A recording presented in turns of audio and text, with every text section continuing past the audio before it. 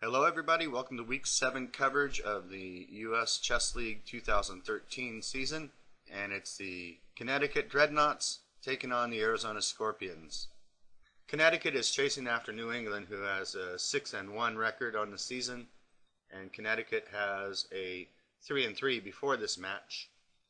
So they are definitely in the hunt for their division, the Northeast Division, while Arizona is at the bottom of the Pacific Division, and they're chasing after Los Angeles, Seattle, and San Francisco.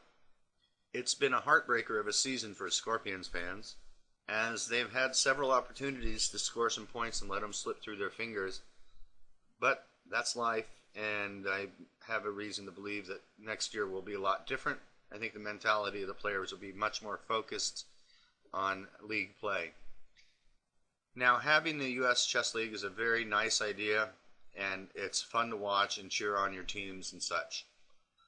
But the player lineups can change drastically depending on what the standings are in the league.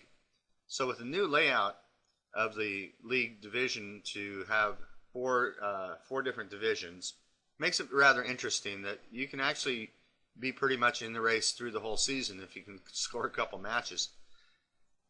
Well, you need more than a couple, but you're still in the hunt. Even at this point in the season, the Scorpions, though they are looking pretty bad, still have a chance because they get to take on Los Angeles and Seattle again. And if they can beat them, and if they can beat each other or draw, there's mathematically a chance that Arizona could make it. But practically, it's very slim. So that being the case, players from teams will often decide to go to other tournaments where they can make some money, and as a result they may have to miss some league play. And we're going to see that happen next week when Arizona takes on the San Francisco Mechanics, and I'll give you that lineup at the end of this video. But that's not what we're here for today. Here we are going to look at the match between Connecticut and Arizona. On board 1 you have Mackenzie Molner for Arizona playing white, and he's taking on Michael Rhode. Now, Michael is an aggressive player.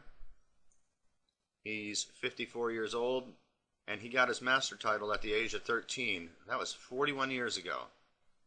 Michael's one of my mini heroes from the 70s and early 80s.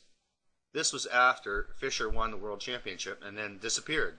So we were all looking for the next Bobby Fischer.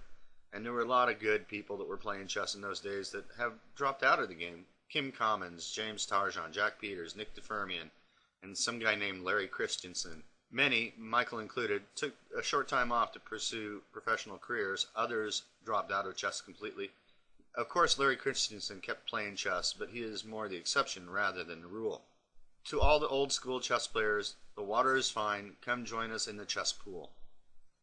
Us older guys need some presence in today's battles. And as we're going to see, the old guys are not pushovers. All right, we're going to get through the opening rather quickly here. Just a couple salient points that I want to point out in the opening.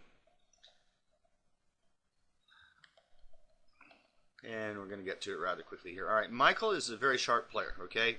He's won brilliancies over the years. Now, he plays knight to e5 here. This is not really the most typical move. Just to quickly point out, Bishop e7, I've run across this quite a few times. And you get this I like this move, Bishop e2. It's not a very common move, but I like this move in this setup for white because white's ready to bring the bishop in either direction. He's got his rooks connected. All that remains to be seen is where black is going to castle. And white is ready to throw the pawns up the board rather quickly and has flexibility. So I like white's position here. Prior to going over this with a strong computer engine, I had played rook to g1, and I think either rook to g1, let's get back to that position here, either rook to g1 or queen to g2 are viable options, but I think bishop e2, looking at it now, is definitely more flexible. And let's give a little bit of line here to see what could happen. Typically would be b5. Black often holds off castling until the very last moment, these positions, as Michael does in his game as well. And then you get something like this going on. And now knight f5. And that's the thing. There's all sorts of strange sacrifices possible here. And now if he takes here, we take here with check. King e7, now queen to d4. And black is not without play, but I think this looks pretty promising for white. It's got a lot of power in the center there, and the black king's in the center as well. I would prefer white here, but I'm not saying that black's crushed by any means. Let's get back to our game. Knight to e5 was played by Michael. Rook g1. Typical play here on the king side. And now knight h5, f4, knight c4, bishop takes, queen takes. And king to b1 is probably the most solid way to handle this opening. Something like this. And then if b5, now to play a3. Now the move a3 in the Sicilians is always a controversial idea. There are many that will say never move a pawn in front of your castled position. It makes it more solid, and that is true. However, very many Sicilian type setups, you're looking at timing as being the most important factor, and the move a3 slows down black's attack by a tiny bit, and white has a pretty quick attack with f5 coming up as well. So it's going to be two players going after each other, but sometimes you have to shield yourself from a deadly blow. And when do you do that? When do you play a move like a3? Well, my feeling on it is if it's going to take black a couple moves to get his pieces into the attack, which is the case here, then a3 really looks like it's called for. If black already had his, say, his bishop on g7 and castle kingside and has his h-rook on b8, then a3 is probably not a wise move. Or if he had rooks on c8 and b8, again, a3 may not be a wise move. It's like 3 to 4 moves away, and white can do a lot in 3 to 4 moves. So a3 here would have made sense. That's after king to b1. But Max charges forward here with f5. Now Michael comes up with a novelty.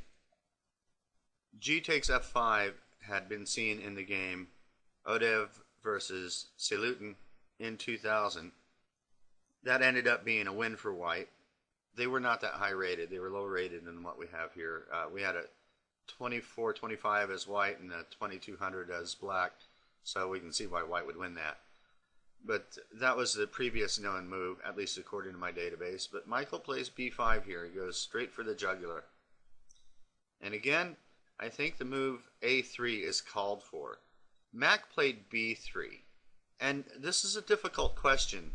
If you play a3, you're slightly weakening your light squares. If you play b3, you're slightly weakening your dark squares. In that trade-off, I think I'd rather have the weaker light squares than dark squares. So let's take a look at a3. Now, rook to b8 seems to be a natural follow-up, and then just knight to b3. And I just think that white looks better here. You know, he could play b4, and we could trade, and then play knight to e2. I think white's fairly solid there. But, going back, b3 was played. And then we're going to rush to a few more moves here. Mac trades on that long diagonal to try and ease the pressure on the dark squares. And Michael doesn't even worry about the bishop. He takes the knight instead. Knight takes g7 was certainly playable. But he wants to complicate matters. And now he's putting a lot of pressure on the knight on c3. And after bishop f6. Now, I think Mac was hoping for knight takes f6, which would have been a terrible mistake. And then we have this move. Knight to d5. And if pawn takes, queen takes, and if black doesn't end up getting mated, he'll lose the rook on a8. For example, after king to f8, rook h1, threatening mate and the rook, white's clearly winning in this position. So after bishop f6, Michael throws more pressure on the c-file with rook to c8. He plays knight to e2, and this allows a little bit of a circus act by Michael later in the game. I don't know if Mac had looked at the possibility of trading material here for an imbalance with rook g to f1. And here's the point. If rook takes c3, bishop takes, queen takes, rook takes d6, rook to c7, rook to a6, with a rook and two pawns for the two pieces, I think I would prefer white here, but this is very hard to determine back from this position here. The other alternative is just trade rooks.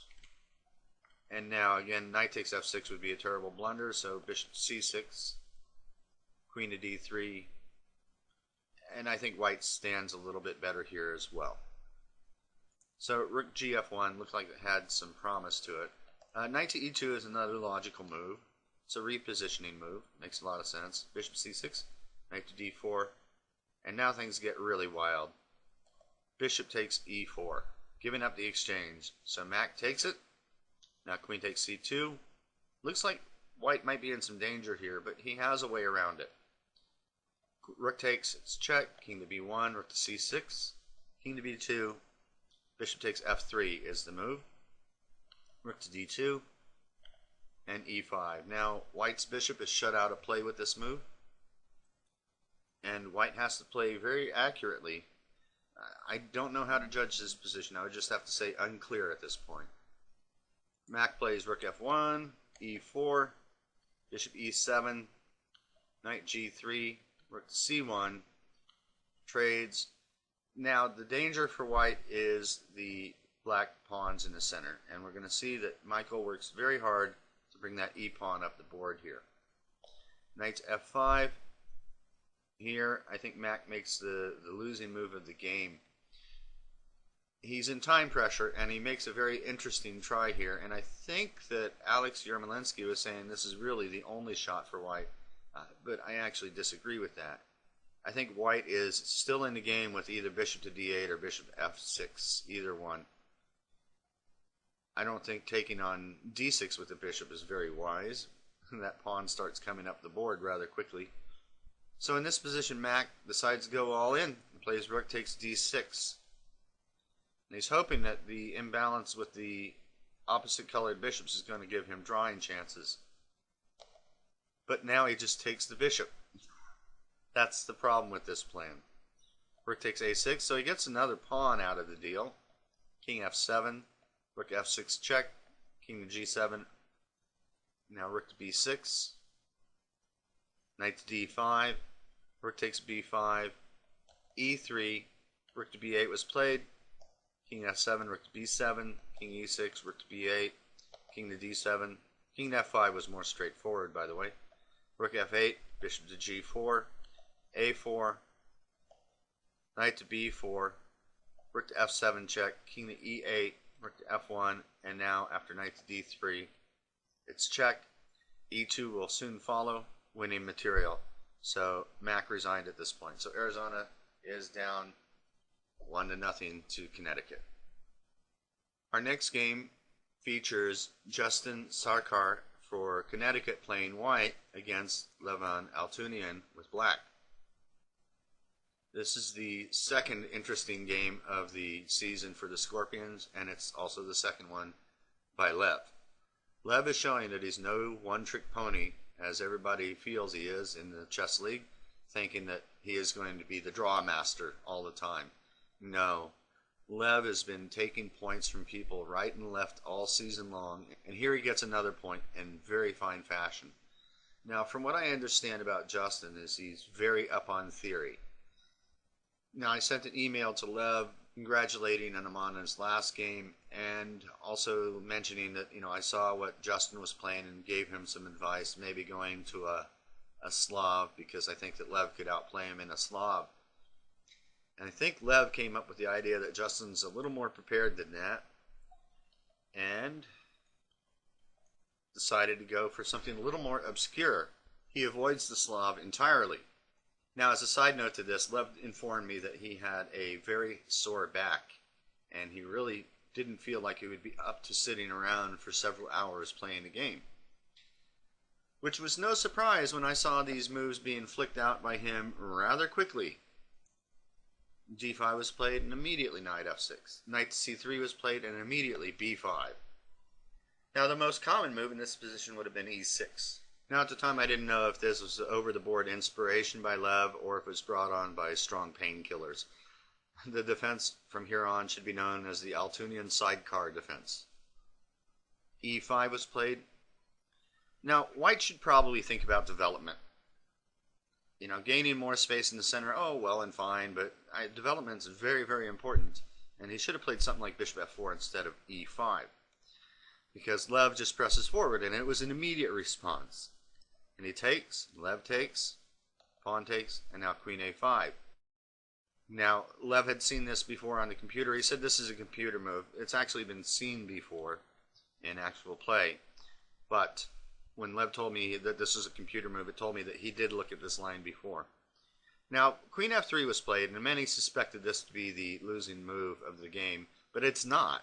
Bishop D2 was played in another game of lower-rated players, and White was able to go on and win that, but I think that's because he was like 200 points above his opponent, and they're around the B-class rating. Queen F3 really has to be the most testing try, to be honest with you. And now, Knight to D7. And this was played rather quickly as well. He took maybe 2 minutes on this move. The rest of them, he took almost no time at all. So he was probably trying to recall what the computer said about the move that was played in the game. Now, Bishop F4 probably would lead to equality after Knight takes F6. However, Justin didn't go down that path. He played D6. And look at that. The rook on A8 is hanging. And now Lev gets the Move of the Week award for this next move. Though I saw it immediately, and Lev said that it's a forced move. He doesn't see why it should get the award, but it is a pretty move. Both sides are in the very, very early stage of the opening. It's only move 10. White has only got his queen out. Black has only got his queen and his knight out. And his rook's under attack. This is a very bizarre opening. Lev plays bishop b7. Truly, it's a beautiful move, but it's pretty much forced. If you go back and if you play rook to a8, then he's just going to take on e7, and things are not looking that great for black. But after this move, things are very different. Now, Justin plays queen takes b7, which turns out to be the fatal move. Already at move 11. He should have tried queen to h3, but here after e d6, queen to e3, king to d8, the black king can slide up to c7, and white is so far behind in development. Black is clearly better here. Still, this is a much better path for white to go down than what he did in the game. After queen takes b7, he's just lost. Absolutely lost. Queen takes c3. Check. Not so much that it'll win the rook on a1, but more that it keeps the king stuck in the center. And that's very important. King to d1 was played. Queen to d4 check. King to c2. Now rook to b8. Okay, the queen has a couple choices here. a6 is really kind of going out of play. So I think the move played, queen to f3, is the right move. Queen takes a7, which is absolutely horrible. After pawn takes, knight f3, queen takes a1.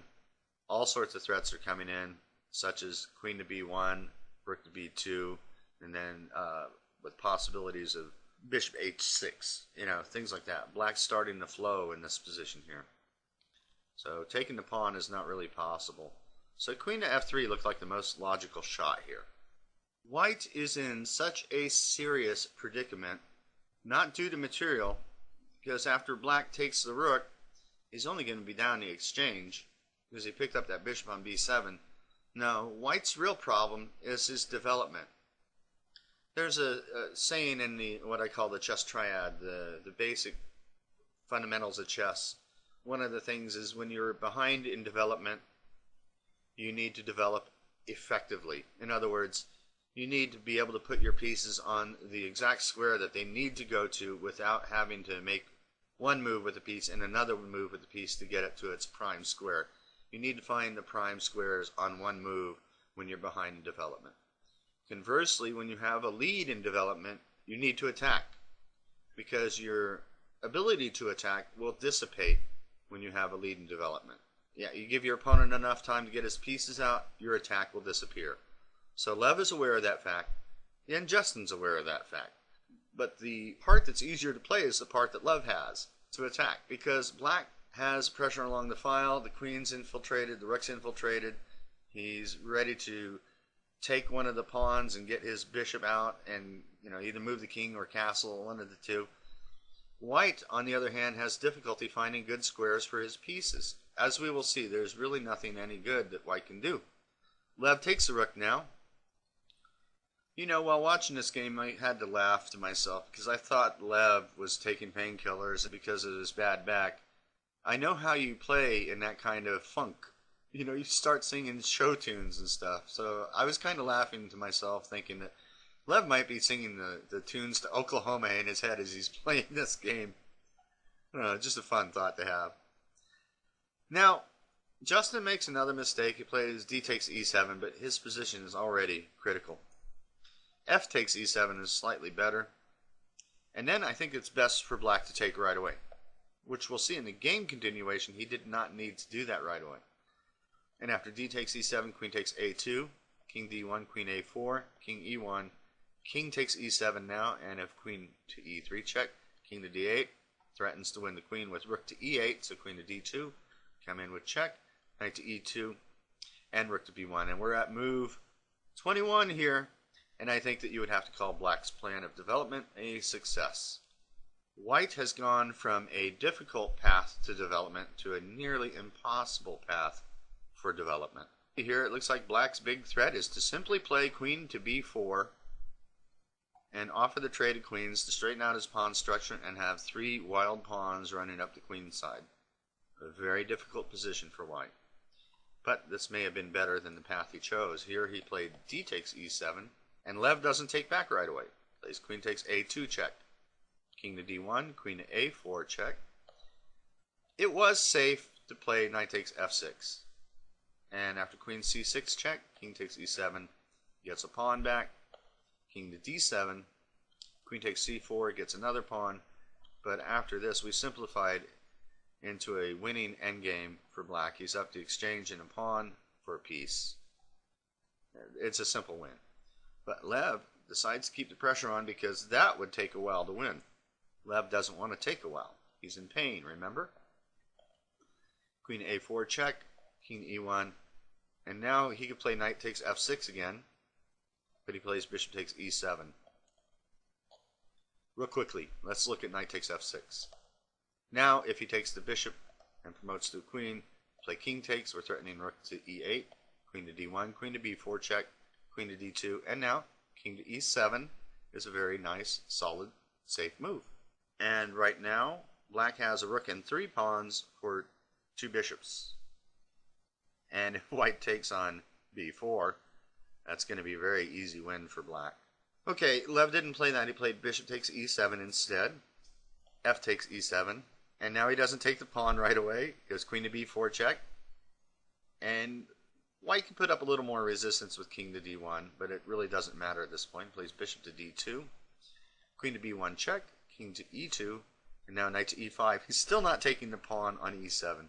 Now white tries to centralize his queen with queen to D5. But this allows some simplification that greatly favors Lev. Plays queen to D3 check. And after the trade of queens, king to E3. Now king takes E7. Rook and 3 pawns for 2 bishops. And some well-advanced pawns. And you'll notice that bishop takes D3 doesn't work because of rook to B3. Winning the piece. So that pawn is going to stay there. King to E4. And now knight to G4 threatens knight takes F2 check. And knight to H3. And this, folks, is how to not develop effectively. So, as I mentioned earlier, you want to develop effectively. You want to put your pieces on the optimum squares when you're behind in development. And here, white is forced to make a defensive developing move, not an optimal square move. So, what do you do when you make it difficult for your opponent to develop? You try and make it impossible. Lev plays C4 here to button up things with the pawns in the center. G3 was played. Let's just note that F3, hitting the knight, doesn't really help because of rook to B2. Bishop A5, now knight F2 check. And every trade brings black one step closer to winning the endgame. So G3 was played. Black has so many different ways to win. We're just going to follow Lev's path from here on. Rook HC8. He's just trying to get his rooks active. Knight checks, king to D4. Rook to C6, getting ready to bring the rook over to the D8 square. Knight F4, and he does so. King to E3, G5, hitting the knight, making it more awkward for white. He only has 2 squares to choose. And he could try throwing in a check, but that doesn't really help. Just move the king back, and I guess sacking is probably the best way according to the computer, but after this, it's just a sad state of affairs for white. He's down a rook and a knight and 2 pawns for 2 bishops. Not a fair trade in anybody's book. Knight h3 was played in the game, and now rook to e6 check. This is the whole idea of bringing the rooks up. They got their own built-in luft. King f3, and now g4 is forking the king and knight. King to f4, and now knight to d5. And white's got 2 pieces hanging here. He plays king takes g4, knight takes c3, and white resigned after this. Another amazing game by Lev. Now, for every game that I praise of Lev's, I get $5 off a lesson. I'm just kidding. Lev has been a monster this season, and he's the only shining spot that I can see right now. Mac is not himself. Mac just got married, and what often happens when guys get married, their chess and studies suffer. And that's natural. That's going to happen. But that situation will settle down. Mac will come back probably even stronger than before, if all my past experiences tell me anything. So next year should be very exciting if we can keep Mac and Amanda in Tucson. That's a big question. Life is opened up to those two, and the world is their oyster, literally. So I hope they decide to stay here in Tucson and play on. Amanda has done pretty good this year too. So why it doesn't affect women as much as it does men, I don't know. Anybody's guess. But it does have an effect on men. Lev has been pretty good. Board 3 has been disappointing for Arizona this year, and that's what we're going to look at next is Mark Ginsburg on board 3. Here Mark has the white pieces against Leif Pressman, and this is a rather uneventful game. We're just going to go through this real quickly because there's not much point to it. It's a very positional game through and through. Just a couple salient points here. Here we reached the first novelty of the game. Previously f5 had been seen, but a5 was played by Pressman. Mark played a4 to counter that thrust, now f5, so nothing really new under the sun here. It's a very positional game, like I said. And now, if white didn't have this resource, but it's very often here in these types of positions, if he didn't have this resource, you'd have to say black is better. But after bishop a3, it's clear that the bishop's going to get rerouted to the king's side, and things are just dead level here. See? Bishop to d6. White's no longer in any fear of getting checkmated, but realistically, any breaks for either side are not going to lead to much, though I believe they do try here. And e5 is a break that's tried. Mark hits that back with e4, keeping the tension. Knight to b4, knight takes, pawn takes, de5, knight e5, bishop e5, queen e5, queen to c4, hits the pawn on b4, and after queen e6 he took. White is temporarily a pawn up, but there's not much progress that can be made, and the players agreed to a draw, and it's only move 26. So they had to do the slow crawl time-wise for the match to get to this point, but now that they're here, it's obvious it's going to be a draw. So don't you wish all games were that quick to cover? And then on board 4, we've been having some mixed results. It's a little bit better than board 3 has been, but board 4, it always comes down to being the most exciting game of the match, as it has been the case that it's been the one to determine the victor of the match. And here we have Ben Marmont versus Zachary Tannenbaum. Ben is much higher rated. He's a master, and Zachary is an expert at 2014. So let's see what happens here. Okay, standard Najdorf English type attack. And b4. And gf6, bc3. Queen takes, knight a5, rook c8, knight c6, queen d7. Knight takes e7, gets rid of a bad bishop. Queen takes, queen a3. This has all been seen before. Queen to c7. Maybe he won't see it. Damn, he saw it. d5. This is the whole idea. This is the main thematic central break for black in these positions. And white, I think, follows it up correctly here. Previously seen in this position was the move rook to g1 by Blaskova versus Laner from Czechia 2006. And rook g1 just led to a draw in that game. bishop g5 I think is the appropriate move here to unmask a defender of the d5 pawn. Now I think d4, bishop takes f6, let's just throw it on the board here, leads to an equal game after f4. And I think that Ben should have gone that route, but he plays knight to d7, and he starts getting some hot water here. After ed5, bishop takes d5, bishop takes a6, picking up a pawn. And oddly, this move appeared on the board, but this was a mouse slip. So they went back and corrected that, and Ben played bishop b7.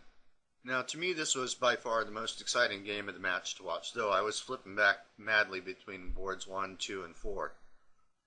1, because I'm a big fan of Michael Rhode and Mac Molner, so that was interesting to me.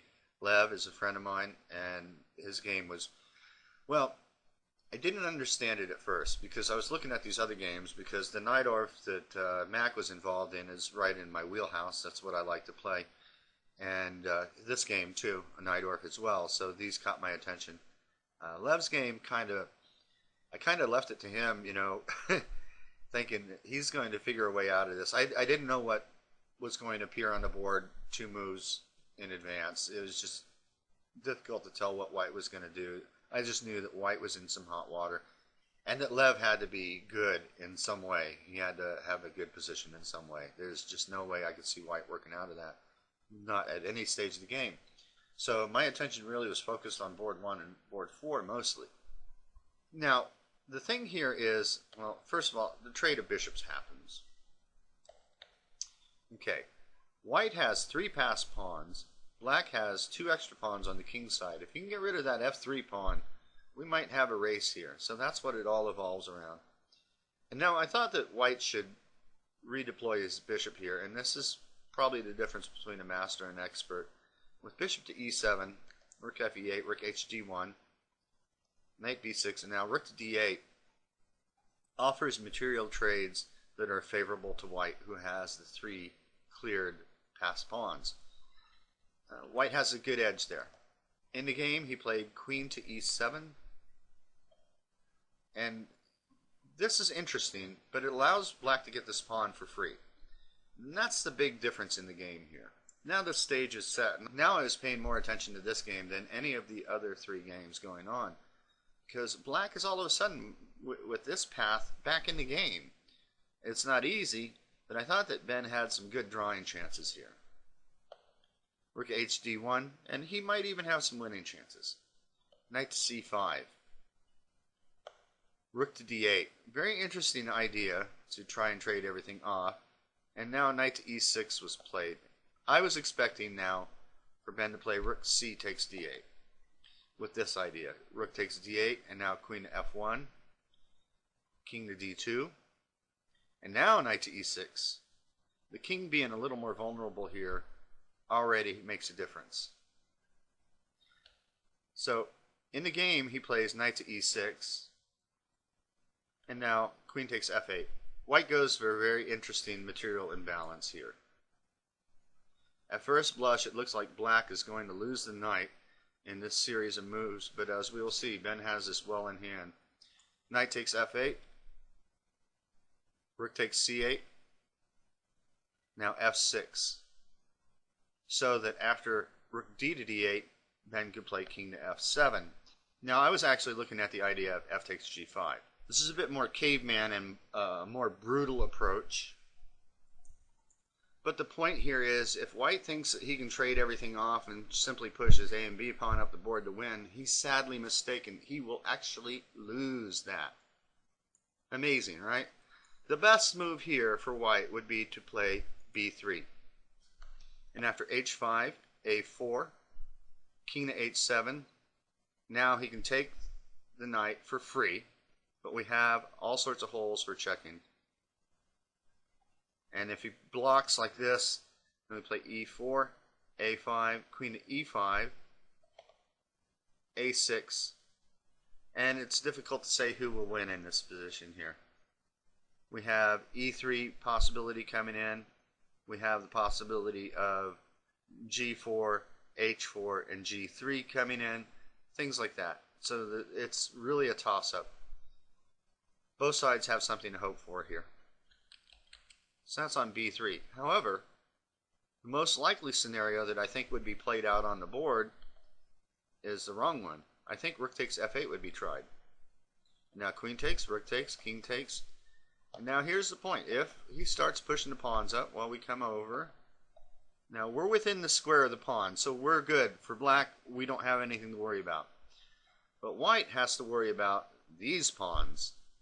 Now king e3, h5, king h2, h4, c4, e4, king e3, and now h3 is going to win. If he takes e pawn, we play g3, pawn takes, and then h2, h1, winning. So going all the way back here after king takes f8, he goes king to d2 instead of a4. Then we go g4, b4, h5 with the same winning idea. As long as we stay within the square of the pawn for white, we don't have to count anything out.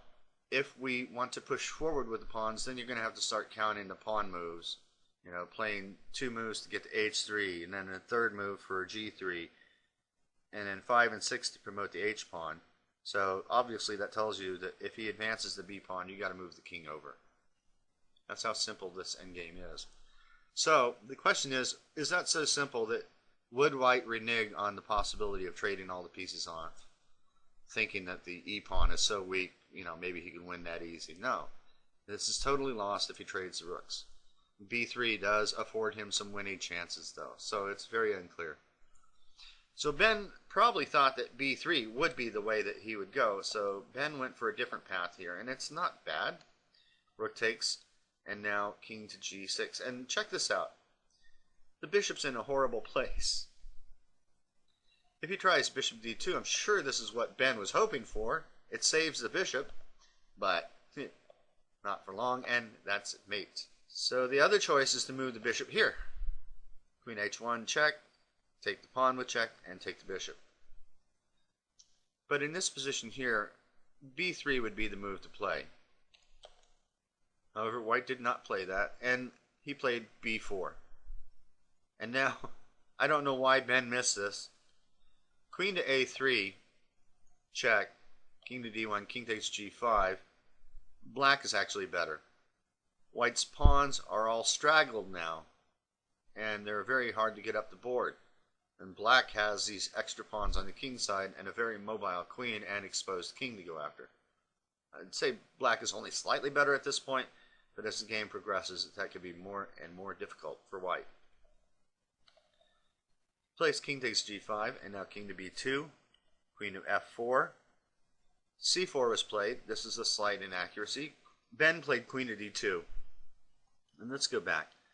e4 looked a little more scary for white. If he plays rook f to e8, he has to block that advance. Then we have queen takes h2 check, king to b3, and h5. And I think that black is winning here. Note that the e pawn is taboo, because if he takes, then we have check on h3, and the rook on c8 falls. In the game, queen to d2 was played with check. And now I think the best move here for black is to try and keep the king behind the pawns with queen to d1 check, king to a3, and now f5. And I think black is certainly no worse in this position. Both sides have pawns advanced to their 4th rank. Ben played queen to d3 check, and now the king gets in front of the pawns. e4, rook f e8, f5, c5, and now e3. And this is inaccuracy. f4 was the move to play. And I think this is a only shot at a win. And the idea is simple, to keep the rooks preoccupied. So if rook f8, then we got e3. And this is winning for black, by the way. We're just going to push up e2, e1. Pretty easy stuff. And e2, if he brings the rook over to e file, we can always play queen to e3, blocking the rook from attacking the pawn. And if he trades on e3, then f takes e3, and there's no way for the other rook to stop the e2 pawn. So here, rook c to d8, chasing the queen, is probably the best move. Check, king a5, and now f3. Queen a2 check would not be good because the king to b6, f3, rook takes e4, and we're going to see some similar lines to this in the game. But f3, rook d5 check, king to g6, rook d e5, queen takes a2, king to b6, f2, rook to f8 is forced, queen to e2 threatens to promote, c6. So we do promote. He takes, we take, and he brings the rook to push the pawn up.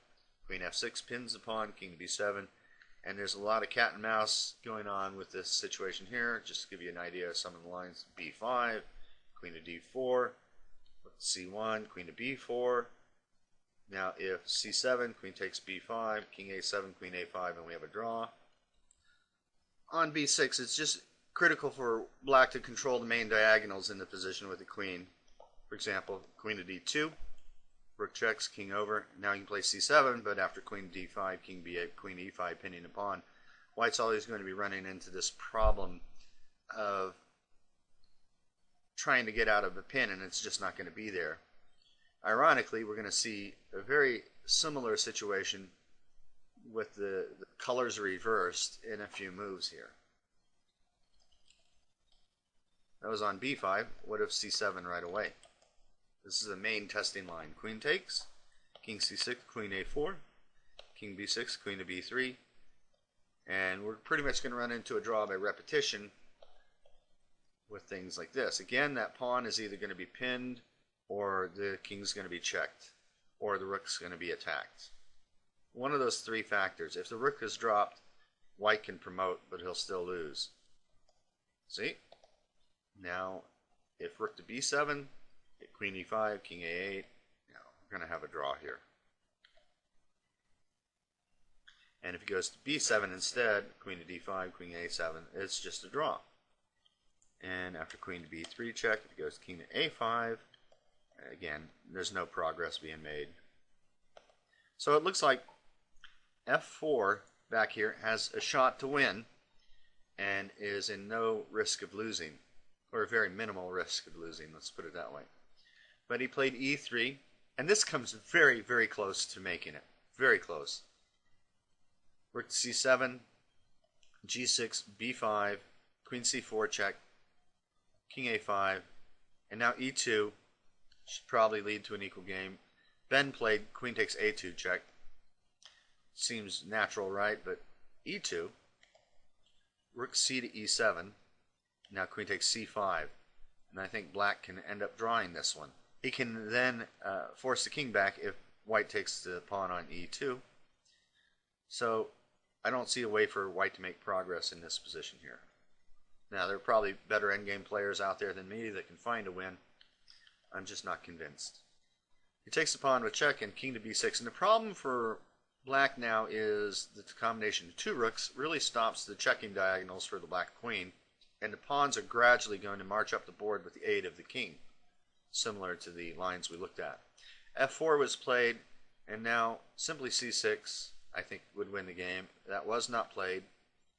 Queen to c4, and now rook takes h7, and I think this is just demonstrating a total grip on the position by white. He played rook c to e7. His idea is pretty clear. He wants to trade the rooks and promote a pawn, trade the rooks for the queen. f3 was a noble shot here. Rook takes e3. This was not played. Queen to f7, c6, f2, c7, f1, c8. Both players promote. I believe that white has the edge here, but what a nightmare of a position to try and figure out over the board in time pressure. So maybe Ben was looking at that. No way, man. And he played king to f6. c6 was played. Queen to d5. Rook to e4. Actually, there's a better way here. Rook to d7 looked like a better way to win.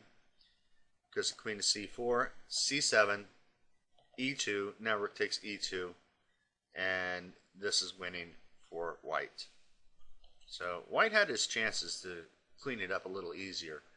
But he plays rook to e4, g5, rook 8 to e6, king to f5. It's important for the king to get as far up the board as he can before this trade happens. And now rook check, forks the king and queen, which forces the trade of all the material off the board. Now we enter a really interesting geometry to the position here. And I think that real live examples are the best to learn from. So White continues on with c7. Obviously, this is the right way to go. You want to promote and checkmate. King to e4. Okay, but isn't black going to be able to promote as well? No, not if white has anything to say about it.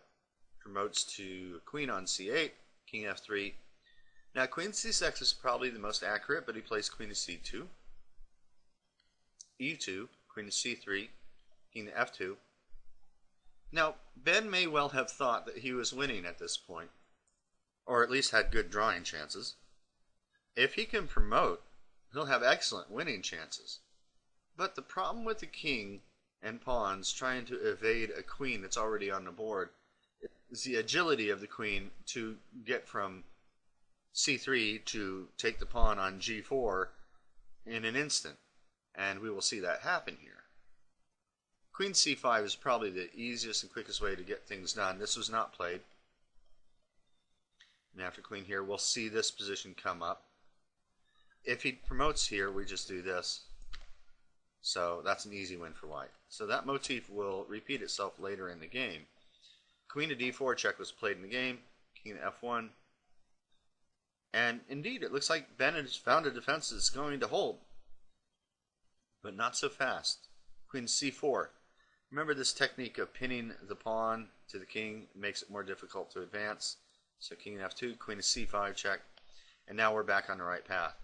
Now fortunately for white, the moves he has played has not done anything to alter the position, even though he didn't play the most correct move. But in a sense, he's playing it a better way. If you can repeat moves when you're in a better position, it frustrates your opponents. Plus, in this case, in the chess league, you get 30 seconds for each move. A double benefit for not playing the right move right away. f3 was played. Now queen to g3. And again, if we do the promotion thing, we get this deal. If queen to f2 here, obviously we repeat what we saw. So king to g1 is the only try around that, but now you just got this. And an easy win for white. So Ben plays f2 here. And now an important motif that you got to remember in these. What is it?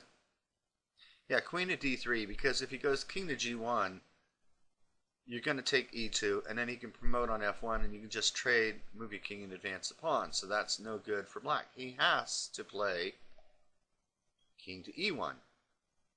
And now, queen to c3 check. King to d1. And now he gains a little more time on the clock. Queen to d4 check, king to e1, queen to c3 check. Now the ideal thing to do would be to pin that pawn on f2 to the king right now, and then when he moves to f1 to unpin it, move the queen to c4. And then do you see the problem there if he comes to e1 to try and promote the f pawn? Well, we'll see it in a moment. King to d1, and now on the right path. King to e1, queen to h4. Here we go. Pinning the f pawn. So king to f1, the only way to try for a win.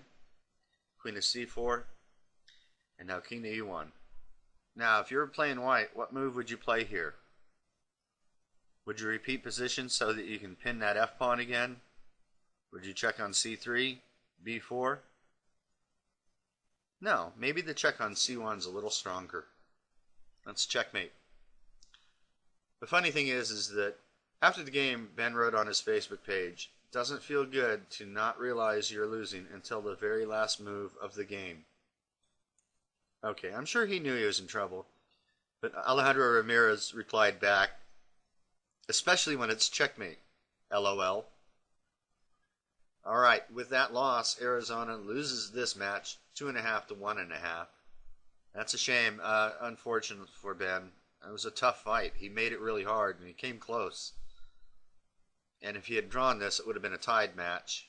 But as it goes, the Dreadnaughts score 2.5, Arizona 1.5.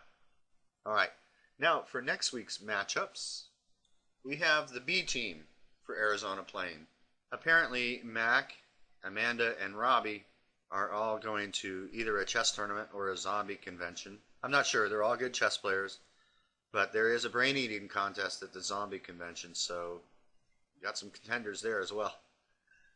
Long and short of it is, Arizona is going to face the number one team in their division, San Francisco Mechanics. On board one, it's going to be Vinay Bhatt for San Francisco at 25.55, and his opponent for the Scorpions will be Shaheen Mohandesi, who is rated 23.89. I'm going to look for a win for Vinay on that. Next, we got Pedram Atufi playing white against Daniel Naroditsky. And Daniel is rated 25.70. Pedram is 23.66. I look for that to be a win for Daniel. Daniel's a monster. He's definitely at the 25.70 level, if not maybe a little higher. Next game we have David Pruis for San Francisco at 24.31, taking on women's grandmaster Angelina Belikovskaya. And I'm actually looking for a draw in this game. If it was a heads-up contest, I think that David would win. But given the situation that they'll probably win on boards 1 and 2, if those are looking decisive early on, I think David will let go with a draw and be kind to his opponent. And so I look for a draw in that game. And then on the bottom board, we have Brian Hugh with white against Siddharth Banik. Brian's 22.94, and Banik is giving up 100 points to him. He's 21.92. I actually look for Brian to win that. I think he can score the win, and that will mean that this will again be a 2.5 to 1.5 match and leave Arizona in a pretty bad situation. The only silver lining to this thing might be that Arizona still has to play Seattle and LA, who are in second and third. If Arizona can crush Seattle and LA, and those two teams have a rough ending to the season, Arizona might squeak into the playoffs. But it's looking kind of doubtful, unfortunately. That's just how it goes. I think I mentioned it in the last video that difficulties like this are an event. They're not a person. It's something that's beyond your control. Well, painful as this loss was, Lev threw out another fine performance and gave at least one shining moment in this match. Congratulations, Lev. He got the move of the week for that move, bishop to b7. Even though it was a forced move, it was still a good move. Alright, folks, that's it. And until next time, good luck.